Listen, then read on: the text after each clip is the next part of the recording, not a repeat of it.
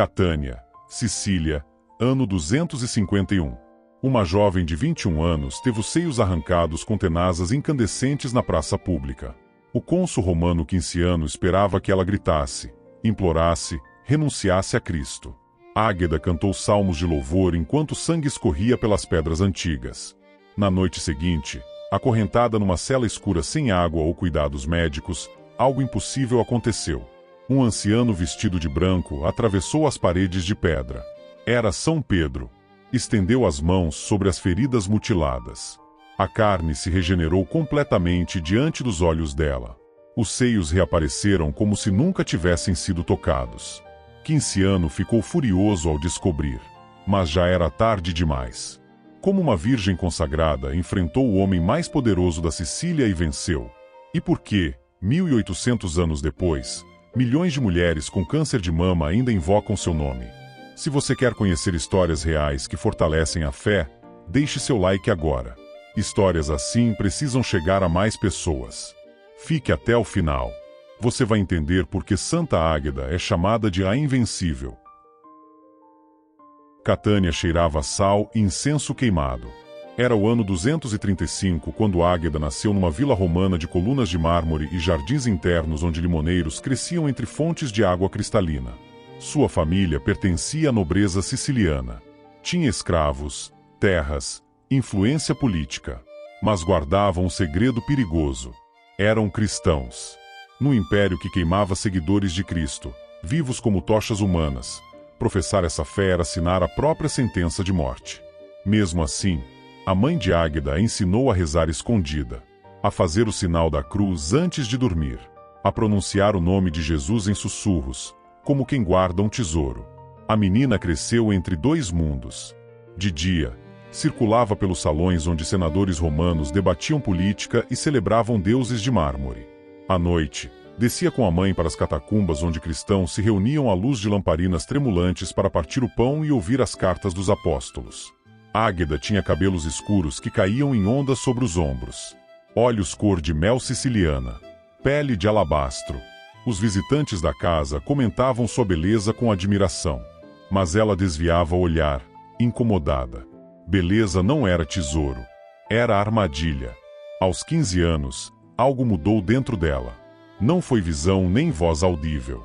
Foi certeza silenciosa, inabalável, como âncora descendo ao fundo do mar. Cristo a chamava. Não para um casamento comum. Para ser esposa dele. Numa manhã de fevereiro, Águeda ajoelhou-se numa celebração eucarística secreta. O bispo de Catânia estava presente. Ela pronunciou as palavras que mudariam tudo. Senhor Jesus, consagro-te minha virgindade. Meu corpo, minha alma, cada batida do meu coração. Aceita-me como esposa. Que nunca conheça outro amor senão o teu. O bispo colocou sobre sua cabeça um véu vermelho. Vermelho como sangue. Vermelho como martírio. As virgens consagradas usavam aquele véu como sinal visível de compromisso invisível. Águeda saiu dali transfigurada. Não era mais menina. Era noiva de Cristo. E isso significava que nenhum homem mortal poderia tocá-la sem violar algo sagrado. Ela não sabia ainda, mas aquele véu vermelho um dia pararia um rio de fogo. Os anos seguintes foram de alegria estranha. Águeda distribuía pão aos famintos nas ruelas estreitas do porto. Visitava prisioneiros nas masmorras úmidas onde ratos corriam entre as correntes. Levava água fresca para leprosos que todos evitavam. As pessoas começaram a chamá-la de a Santa. Não por arrogância dela, mas por algo que irradiava.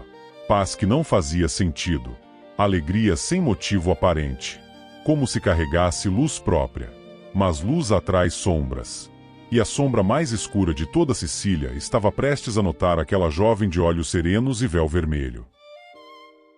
Quinciano era o cônsul romano de Sicília. Um homem de meia idade, corpulento, com olhos frios que refletiam anos de campanhas militares nas fronteiras do império. Havia ascendido ao poder através de intrigas, subornos e uma crueldade que não conhecia limites. Como magistrado imperial, tinha poder absoluto sobre a vida e a morte de todos os habitantes da ilha. Podia confiscar propriedades, ordenar execuções, torturar sem precisar justificar-se perante ninguém, exceto o distante imperador em Roma. E Quinciano estava acostumado a ter tudo o que desejava. Foi durante uma procissão pública em honra à deusa Vênus que ele viu Águeda pela primeira vez. Ela caminhava entre a multidão, obrigada a participar para não despertar suspeitas sobre sua fé cristã. Mas enquanto todos ao redor celebravam com gritos e danças, o rosto dela mantinha uma serenidade que contrastava com a histeria coletiva. Quinciano ficou obcecado. Imediatamente ordenou que investigassem tudo sobre ela. Descobriu que era filha de uma família nobre, solteira, rica, perfeita. Ele a faria sua esposa. Aumentaria ainda mais seu poder político através dessa aliança. E possuiria aquela beleza que o fascinava. Enviou mensageiros à casa de Águeda com uma proposta formal de casamento. Oferecia seu nome, sua posição, todo o luxo que o mundo romano podia proporcionar. Ela seria a mulher mais poderosa da Sicília depois de se tornar sua esposa.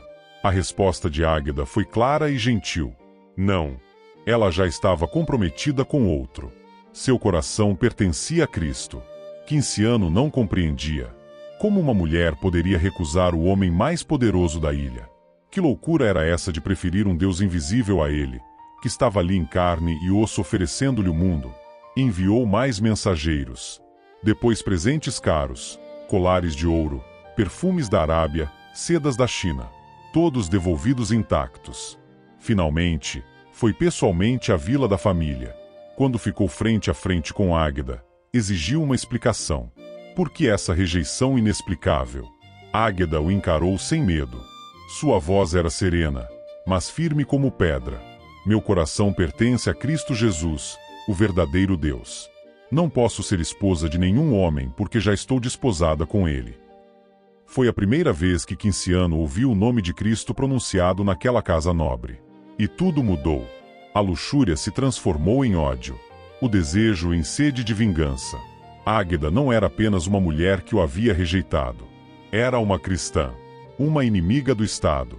Uma adoradora daquele Deus crucificado que o imperador desse estava determinado a exterminar do império. Quinciano tinha agora a lei ao seu lado. E todo o aparato de terror do Estado romano para quebrar aquela jovem obstinada.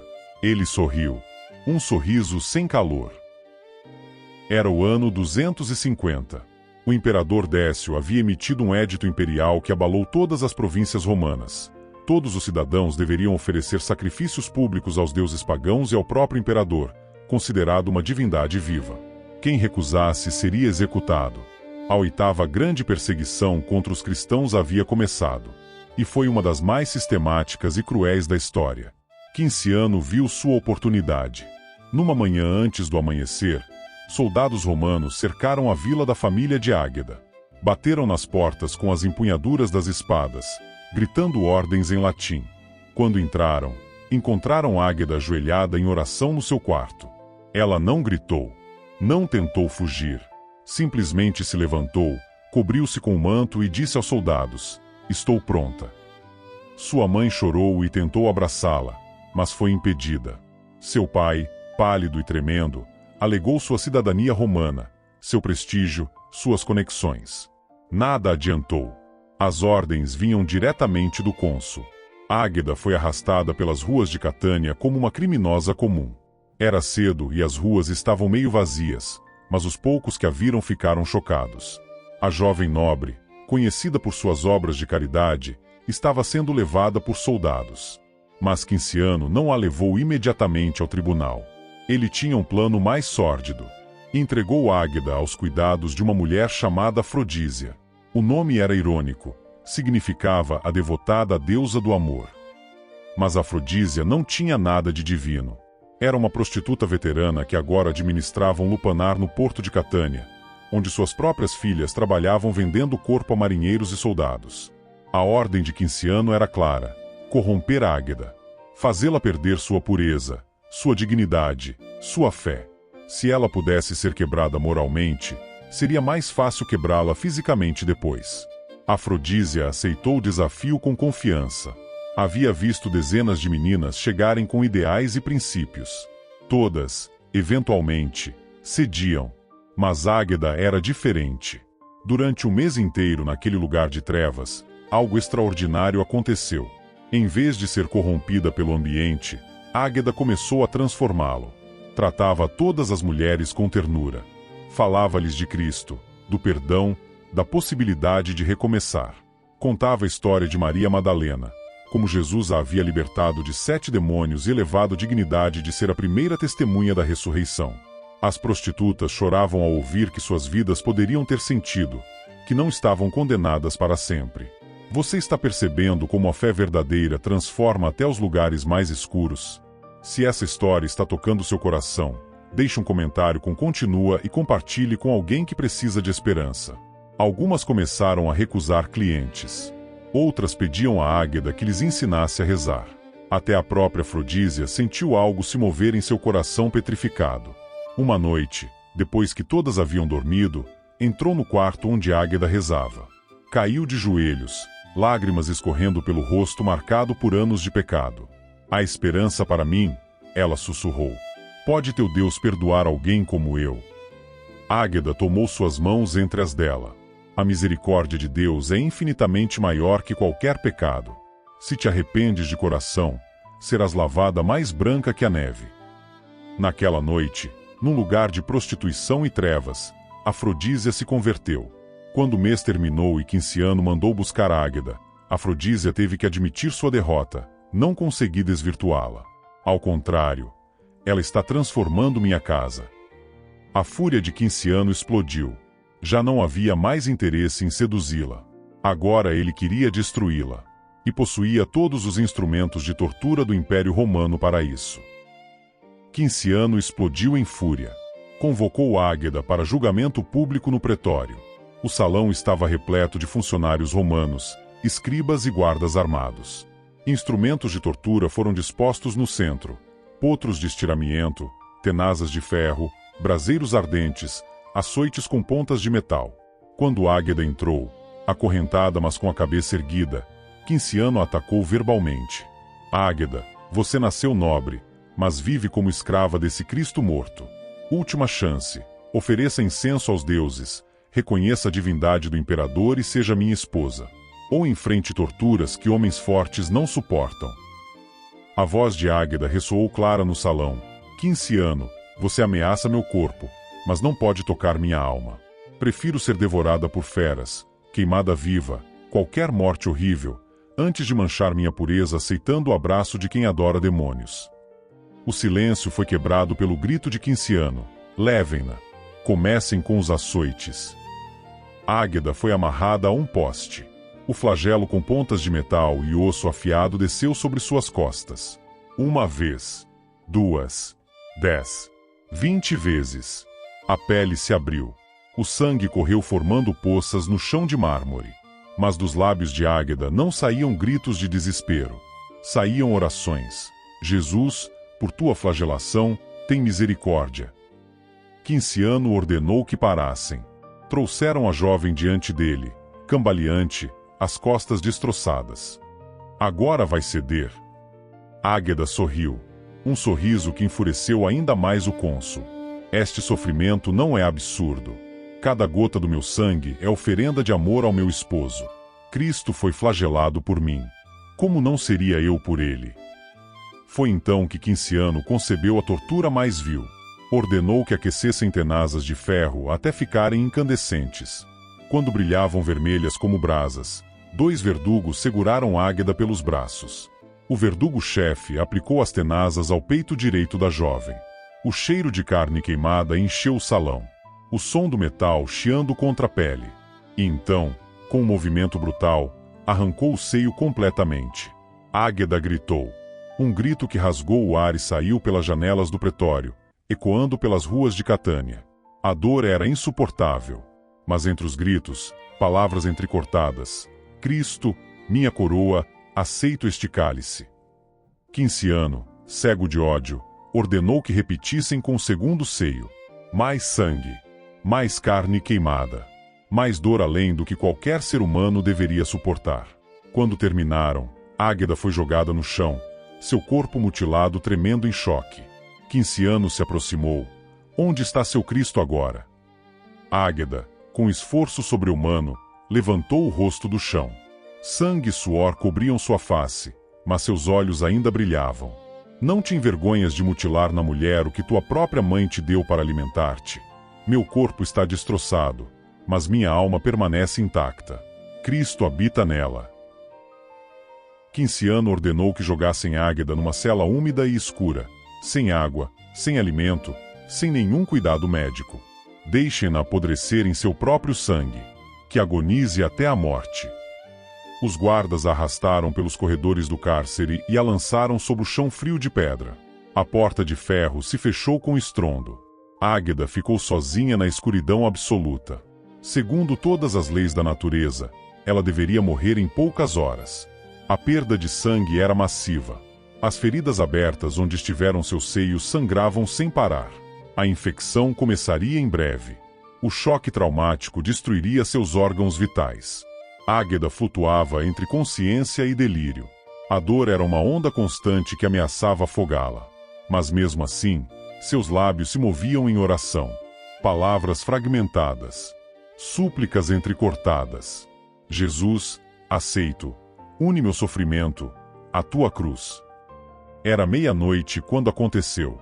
A cela escura de repente se encheu de luz. Uma luz branca, pura, mais brilhante que 1000 lamparinas, mas que não machucava os olhos. Águeda, meio consciente, sentiu a agonia de seu corpo começar a diminuir. Abriu os olhos. Diante dela estava um ancião de cabelos e barba brancos como neve. Seu rosto irradiava bondade infinita. Vestia uma túnica branca que brilhava com luz própria.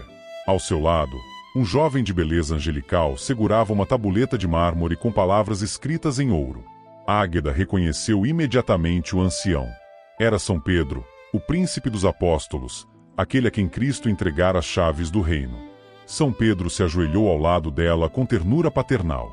Sua presença irradiava uma paz que parecia vir diretamente do trono de Deus. Águeda, filha valente, esposa fiel de Cristo, sua voz era suave mas carregada de autoridade celestial. Fui enviado pelo Senhor para trazer-te cura e consolo. Tua fé moveu o coração do Altíssimo. Tua coragem fez os anjos se regozijarem. O apóstolo estendeu suas mãos sobre as feridas horríveis de Águeda. Suas mãos brilhavam com luz dourada. E então o impossível aconteceu. A carne destroçada começou a se regenerar. As artérias cortadas se reconectaram. Os músculos desgarrados se teceram novamente. A pele se formou cobrindo as feridas. Em questão de minutos, onde havia mutilação e sangue, agora havia integridade completa. Os seios de Águeda foram restaurados perfeitamente. Sem cicatrizes. Sem marcas. Como se nunca tivessem sido tocados pelas tenazas cruéis. Mas a cura não parou ali. As costas dilaceradas pelos açoites também foram sanadas. Cada laceração se fechou. O sangue que cobria seu corpo desapareceu. A cor voltou ao seu rosto. A força retornou aos seus membros. Águeda se sentou, tocando seu corpo com assombro e lágrimas de gratidão correndo por seu rosto. Quis beijar os pés de São Pedro, mas o apóstolo a levantou gentilmente. Não me adores, filha. Adore apenas a Cristo. Mas escuta isto: teu martírio ainda não terminou. O Senhor te curou não para livrar-te da morte, mas para que dês um testemunho ainda maior. Logo voltarás à sua presença. Tua coroa está preparada. Permanece fiel até o fim. Ao amanhecer, quando os guardas abriram a cela esperando encontrar um cadáver, ficaram petrificados. Águeda estava de pé, completamente curada, seu corpo restaurado, seus olhos brilhando com luz sobrenatural. Correram apavorados para informar Quinciano. O cônsul, incrédulo e furioso, convocou Águeda novamente. Quando a viu inteira diante dele, algo próximo ao medo atravessou seu peito. Mas o orgulho falou mais alto. Usaste bruxaria para te curar, mas isso não te salvará. Águeda respondeu com serenidade. Não foi bruxaria. Foi o poder do Deus verdadeiro que me curou. Ele me restituiu os seios, como pode ver. Como podes exigir que eu abandone aquele que me ama assim? Quinciano, enlouquecido, ordenou a execução final. Águeda seria arrastada nua, sobre carvões ardentes misturados com cacos de vidro e cerâmica quebrada na praça pública. Quando a jovem foi lançada sobre as brasas, a dor voltou com força brutal. Mas Águeda levantou os olhos ao céu e orou em voz alta para que todos ouvissem. Senhor Jesus Cristo, tu que me criaste, que me guardaste desde a infância, que preservaste meu corpo da corrupção, tu que me livraste do amor ao mundo e me fortaleceste para suportar estes tormentos, recebe agora meu espírito. É hora de voltar para casa. Naquele exato momento, a terra começou a tremer. Um terremoto violento sacudiu Catânia. Edifícios desabaram. Parte do pretório ruiu, matando vários oficiais romanos. O pânico tomou a multidão. E no meio do caos, Águeda exalou seu último suspiro. Era 5 de fevereiro do ano 251. Ela tinha apenas 21 anos. Mas sua morte não foi o fim. Foi o começo de algo muito maior. Os cristãos de Catânia, arriscando suas próprias vidas, recuperaram o corpo de Águeda durante a noite. Envolveram-no em linho fino, ungiram-no com mirra e o sepultaram fora dos muros da cidade. Sua tumba imediatamente se tornou lugar de milagres. Um ano depois, em 5 de fevereiro de 252, o Monte Etna entrou em erupção com fúria devastadora. A lava descia em direção a Catânia, destruindo tudo em seu caminho. A cidade inteira seria consumida. Em desespero, os habitantes correram até a tumba de Águeda. Pegaram o véu vermelho que havia coberto seu corpo, manchado com seu sangue, e o levaram em procissão contra a corrente de lava. Quando o véu foi estendido diante do rio de fogo, a lava parou. Simplesmente cessou seu avanço. Solidificou-se formando uma parede natural que salvou Catânia da destruição total. Isso se repetiu em 1040, 1169, 1329, 1669 e inúmeras outras erupções ao longo dos séculos. Sempre o véu de Santa Águeda. Sempre a lava parando inexplicavelmente. Hoje, mais de 1800 anos depois, Santa Águeda continua viva na fé de milhões. Mulheres com câncer de mama invocam seu nome e relatam curas inexplicáveis. Mães que não conseguem amamentar rezam a ela e o leite flui. Vítimas de abuso sexual encontram nela força para reconstruir suas vidas.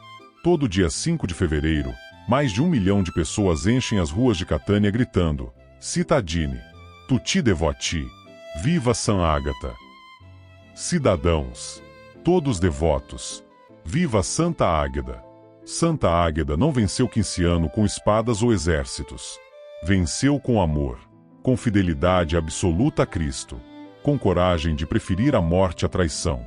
E esse é o convite que ela nos faz hoje: amar Cristo acima de tudo, sem reservas, sem condições, até o fim. Se essa história tocou seu coração, compartilhe este vídeo. Tem alguém lutando contra o câncer? Envie para ela. Tem alguém passando por provações que parecem impossíveis? Mostre que existe esperança. Deixe nos comentários qual santo você quer conhecer a seguir. Vamos produzir o vídeo da história que você escolher. Curta, se inscreva no canal e ative o sino. Histórias assim precisam ser contadas. Precisam chegar a mais pessoas. E não esqueça, Santa Águeda está no céu intercedendo por você agora mesmo. Peça a ela. Ela escuta. Que Deus te abençoe. Até o próximo vídeo.